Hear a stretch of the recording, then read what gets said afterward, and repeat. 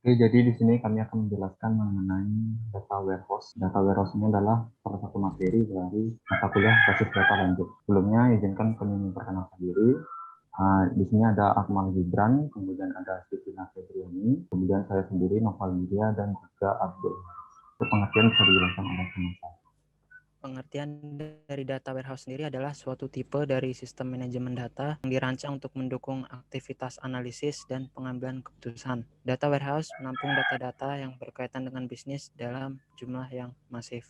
Mengenai fungsi utama dari data warehouse sendiri adalah untuk menampung dan mengolah data yang berkaitan dengan suatu bisnis. Dan seiring waktu berjalan, maka record data akan semakin masif karena mencakup data-data yang terdapat di masa lalu dan akan menciptakan suatu source of truth atau sumber kebenaran yang canggih untuk perusahaan tersebut, terutama untuk hal pengambilan keputusan. Untuk selanjutnya sendiri akan dilanjutkan oleh kawan saya. Kemudian fungsi data warehouse diambil menurut Kimball dan Costa tahun 2004. Yang pertama yaitu pembuatan laporan, yang dimana proses pembuatan laporan merupakan salah satu kegunaan data warehouse yang paling umum dilakukan. Kemudian yang kedua ada OLAP, yaitu dengan adanya data warehouse, semua informasi baik detail maupun hasil summary yang dibutuhkan dalam proses analisa mudah didapat. Kemudian yang ketiga ada data mining, yang merupakan proses untuk menggali pengetahuan dan informasi baru. Selanjutnya, manfaat data warehouse, yang dimana menurut Sharma dan Jain tahun 2013. Yang pertama ada return on investment, yang merupakan peningkatan atau penurunan jumlah uang yang diinvestasikan. Yang kedua, enhanced business decisions, yang dimana keputusan dari organisasi bergantung pada kemasan data yang tersimpan dalam data warehouse. Terus yang ketiga, timely access to data, yang dimana data organisasi yang tersimpan di beberapa lokasi membuat pemrosesan atau penarikan informasi menjadi suatu tugas yang tidak mudah. Namun dengan pemanfaatan data warehouse, data diintegrasikan di tempat yang terpadu atau terpusat. Kemudian yang keempat ada consistency of data, yaitu dengan pemanfaatan data warehouse, keseluruhan data organisasi akan disimpan dalam bentuk format yang standar dan di lokasi yang terpusat. Yang kelima ada system performance, yang keenam increase ICT staff productivity.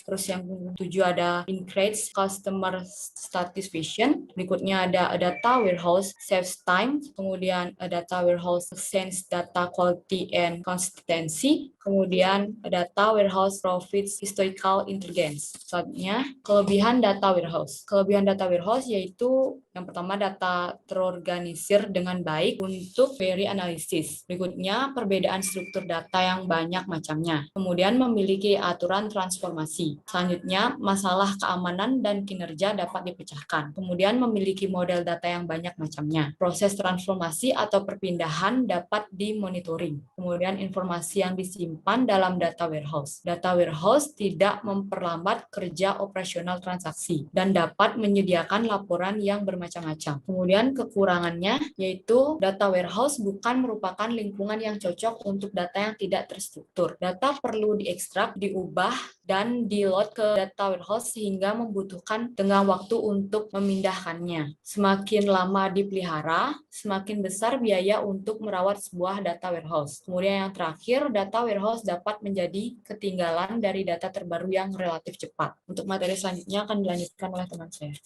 Itu arsitektur data warehouse. Arsitektur adalah kumpulan atau struktur yang memberikan kerangka untuk keseluruhan rancangan suatu sistem atau produk. Sedangkan pengertian arsitektur data adalah menyediakan kerangka dengan identifikasi dan memahami bagaimana data akan pindah melalui sistem dan digunakan dalam solusi data. Yang pertama yaitu basic arsitektur, yang dimana pengguna dapat mengakses data secara langsung yang berasal dari berbagai sumber data yang terkumpul menjadi satu. Arsitektur ini memiliki 3 bagian utama, yaitu data source, host, dan user. Data source adalah sumber data yang berupa database, aplikasi, repository. User yaitu tentang sebuah pengguna dari data warehouse. Selanjutnya yaitu nomor 2, staging area arsitektur, yang dimana ada penambahan staging area yang berfungsi sebagai tempat penampungan sementara untuk data-data transaksional sebelum diteruskan ke warehouse.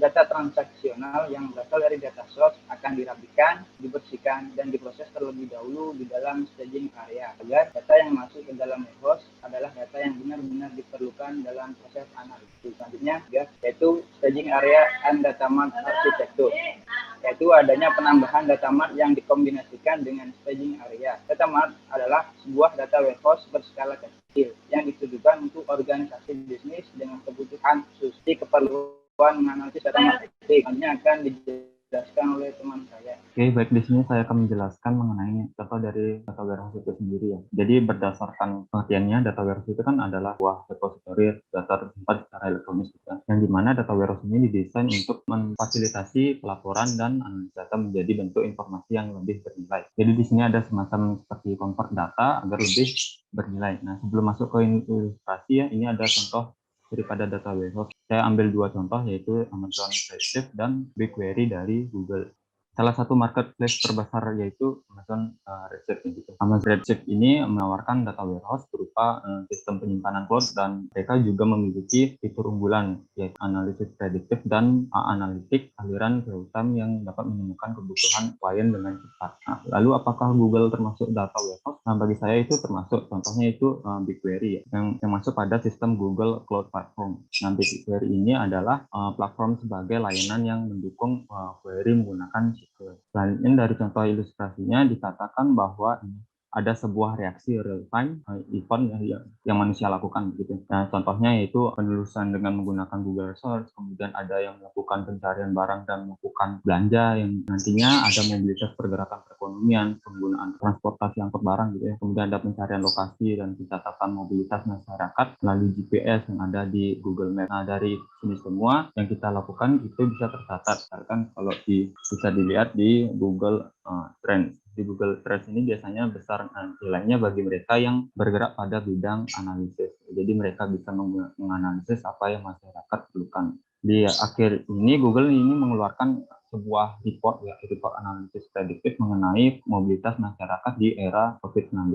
Jadi mereka ini mengeluarkan kesimpulan berupa data-data nasional seperti ini. Data nasional ini memuat retail rekreasi bahwa mereka turun, kemudian toko bahan dan makanan apotek bahkan naik karena kondisinya COVID gitu, kemudian taman malah meningkat, kemudian pusat transportasi menurun dan tempat kerja menurun, kemudian area pemukiman meningkat 4%. Google juga memberikan gambaran ya di Bali itu gimana perubahan mobilitasnya. Dan jadi data-data inilah yang merupakan cerminan fungsi dari data warehouse yang mampu memfasilitasi pelaporan dan analisis data menjadi bentuk informasi yang lebih bernilai. Nah, dari data ini maka mereka bisa melakukan kerjasama dengan Salesforce.